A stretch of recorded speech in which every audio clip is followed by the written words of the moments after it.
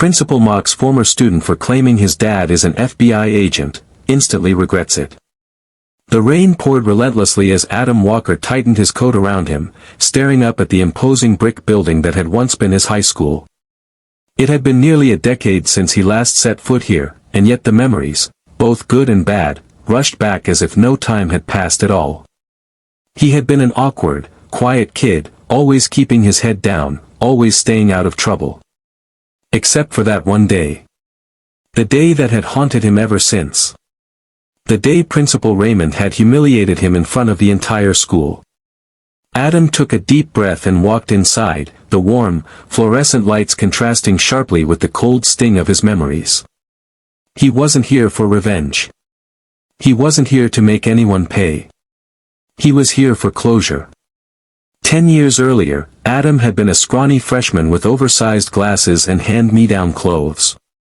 He never sought attention, but he had made the mistake of answering a simple question in class one fateful afternoon. "What does your father do for a living?" the teacher had asked. The words had slipped out before Adam could think. "He's an FBI agent." The class had erupted in laughter. Adam had been stunned. Why would they laugh? It was the truth.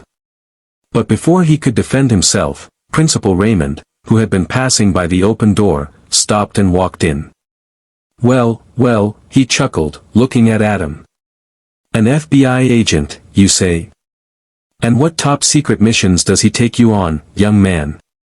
The sarcasm was thick, and the room roared with laughter. Adam's cheeks burned. He didn't understand why Principal Raymond, a man who was supposed to protect and guide students, was mocking him.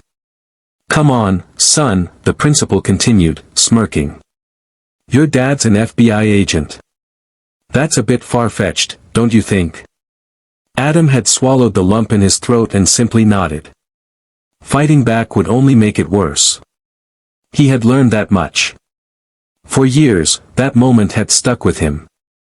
It had made him question his worth, his truth, and his belief that people in authority could be trusted. But now, 10 years later, Adam wasn't that scared kid anymore. The hallway smelled the same. The walls were lined with motivational posters that felt hollow to him now. As Adam reached the principal's office, he saw a familiar face. Principal Raymond, now grayer, with deeper lines around his eyes, sat at his desk, looking at some paperwork. Adam knocked, and the man looked up, slightly puzzled. "Can I help you?" Adam stepped forward. "Hello, Principal Raymond. My name is Adam Walker. I used to be a student here." Recognition flickered in the older man's eyes, but it was faint. Adam didn't expect him to remember right away. "I just wanted to stop by and say hello," Adam continued. "And to let you know that my father, who really is an FBI agent, asked me to deliver something to you personally." Principal Raymond blinked. "Excuse me?" Adam reached into his coat pocket and pulled out a neatly folded letter. He placed it on the desk. "My father wanted me to give you this." With slightly trembling hands, the principal unfolded the letter.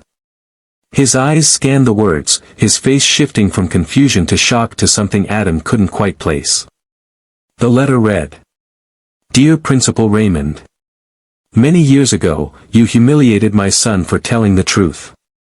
You made him doubt himself and the values I worked hard to instill in him. I never addressed it then, believing that life would eventually teach all the necessary lessons. But now, my son stands before you, a man of integrity and strength, despite the obstacles he faced here. I am, in fact, an FBI agent. And I have seen many injustices in this world. But the ones that hurt the most are those that happen to children at the hands of adults who should know better. I hope this letter serves as a reminder that words have power. That authority should be wielded with wisdom, not cruelty. And that sometimes, the smallest actions leave the deepest scars. Sincerely. Special Agent Robert Walker." Principal Raymond's hands trembled slightly as he placed the letter back on the desk. He exhaled slowly, the weight of realization pressing down on him. For the first time in his long career, he felt something he had never truly felt before, regret. He looked up at Adam, his voice quieter now. I don't know what to say. Adam met his gaze. You don't have to say anything. I just wanted you to know that words matter. There was a long silence between them. Then, to Adam's surprise, Principal Raymond stood up and extended his hand. I'm sorry, he said sincerely. I truly am.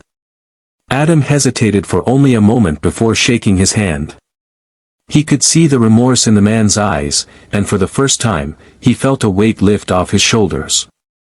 Not all wounds could be erased, but at least some could be acknowledged.